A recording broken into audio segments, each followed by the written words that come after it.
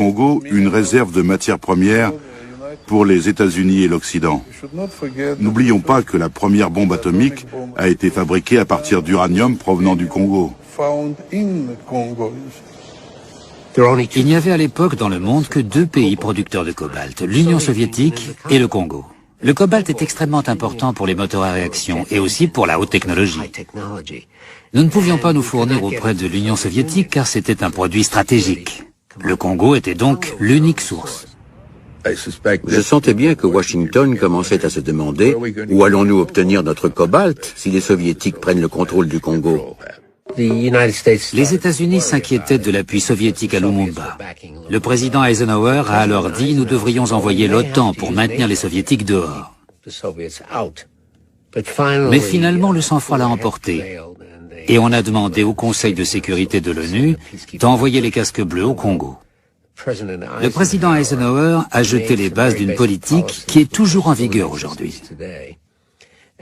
Il disait « S'il y a des problèmes en Afrique, nous ne devons pas envoyer des troupes là-bas, et les Européens non plus. C'est l'ONU qui doit mener ces opérations. »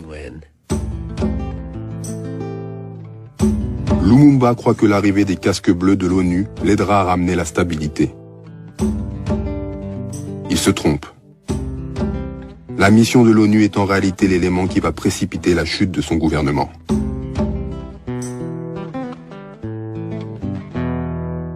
On n'a pas vu un danger dans les Nations Unies, d'autant plus qu'on nous a toujours dit dans les manuels d'histoire politique, l'ONU, ça prône la paix. On ne sait pas que l'ONU aussi dépend en partie des Occidentaux, et même pas tous les Occidentaux, puisque l'ONU a été créée à New York par les Américains. Les Américains tenaient l'ONU en main, et tout se faisait sur ordre des Américains, donc l'ONU c'était une fiction.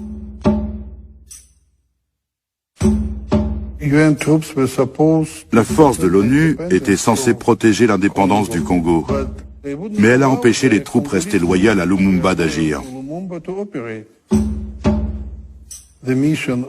Cette force a outrepassé sa mission et a servi à renverser le gouvernement de Lumumba, ou du moins à le priver de toute protection. Les troupes des Nations Unies ici vont encercler la résidence du Premier ministre. Sans aucun mandat, sans aucune autorisation, il y a une crise interne, les Nations Unies s'interposent.